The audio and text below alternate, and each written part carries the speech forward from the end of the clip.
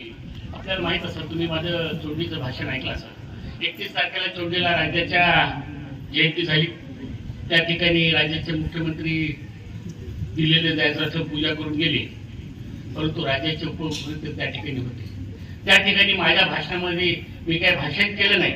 त्या ठिकाणी मी 4 ते 5च प्रमुख मागण्या, त्याच्यातली मेंढपाळावर होणारा अत्याचार आणि त्यांच्यासाठी पूर्ण आपण उपलब्ध करून द्यावी हीच मागणी मी मुख्यमंत्र्यांकडे केली. आणि तुम्हाला आज सांगतो की राज्यात कायदा होईल की नाही मला माहित नाही, पण देशातल्या पहिल्या अधिवेशनामध्ये मेंढपाळाचा कायदा मागण्यासाठी मी प्रयत्न करेन. एवढंच या ठिकाणी मला जाता जाता राहिला प्रश्न निधीचा. तर निधी या राज्यामध्ये ही 2 एकर जागा आहे. चांगल्या प्रकारचं सभामंडप कसं होईल आणि कशात बसेल हे सुद्धा पूर्णपणे 6 वर्षे मी काय काळजी करू नका.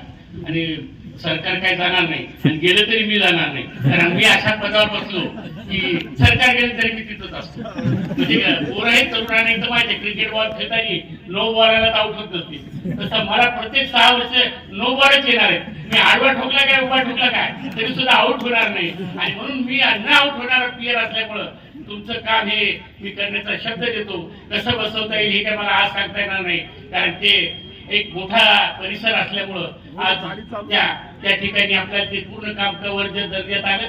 या पद्धतीने आपण या ठिकाणचा विकास करू. प्रभाकर बारशे, तुम्ही काही काळजी करू नका. मी तुम्हाला पहिल्यांदा म्हणलं ना, कोणालाच दिलं नाही की तुम्हाला दिलं. आणि तुम्ही पक्षात अलीकडे दिवशी मी नव्हतो, काही लोक म्हणजे तुम्हाला घ्यायचं नव्हतं काय, पण तसं काही नव्हतं. पक्षात तरी घ्यायचंच होतं. चांगले कार्यकर्ते आम्हाला महत्वाचे असतात.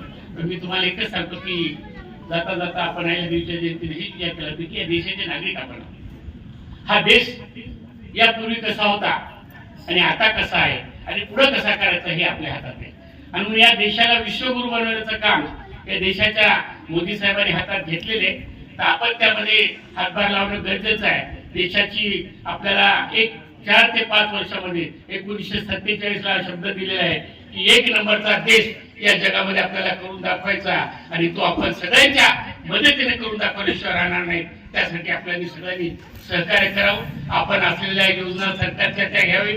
आपलं उत्पन्न कसं वाढेल त्याकडे लक्ष द्यावं. आपले मुलं बाळ IPS IAS अधिकारी कसे होतील याकडे लक्ष द्यावं. काही सुद्धा नसतं, प्रत्येकाला ते काम जमतं ते केलं पाहिजे. आपल्याला माहित असेल की औंढ्याच्या इथला कोळी नावाचा अधिकारी आज जगामध्ये त्यांनी कमवलं. कलेक्टरला लातूर असताना सांगली सोलापूरहून टँकर आणून पाणी दिलं.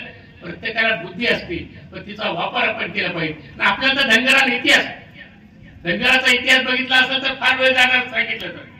आज रायगडावरची ती हिरकणी नावाची बाई, तिनं रस्ता दाखवण्याचं काम केलं. दुसरा रस्ता इंग्रजांना दाखवण्याचं काम केलं शिग्रोबानं, जी आज रेल्वे मुंबई ते पुण्याला जाते.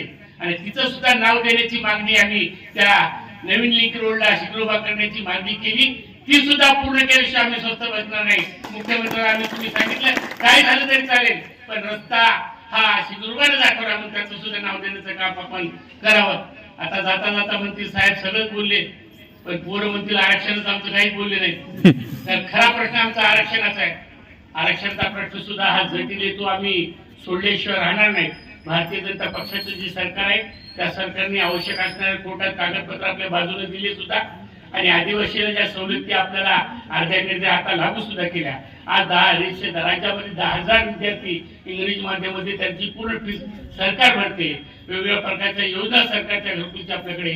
आदिवासीची सवलती पूर्णपणे मिळण्याला जरी उशीर असेल तर आदिवासीच्या सवलती आपल्यासाठी आता लागू झालेल्या आहेत. उर्वरित प्रश्न कोर्टात असल्यामुळं तो लवकरच सोडला जाईल, कारण हे सरकार असं दिसतं ज्यांनी काही देण्याचा प्रयत्न केला. आपण बघितलं, मी आधी सांगितलं की याच्यापूर्वी कुठल्या सरकारमध्ये कोणी लोकसभेचं राज्यसभेचं सदस्य नव्हता. मागच्या वेळेस माननीय महात्मे साहेबांना त्यांनी नॉमिनेट केलं, मला निवडणुकीत तिकीट दिलं. पहिला राज्यसभेचा सदस्य निवडून आल्याचं मान धनगर समाजाला आपल्या आशीर्वादानं मला मिळालेलं आहे हे तुम्हाला इथं सांगतो. आणि म्हणून राज्यात माझी सरकाराची मागणी होते.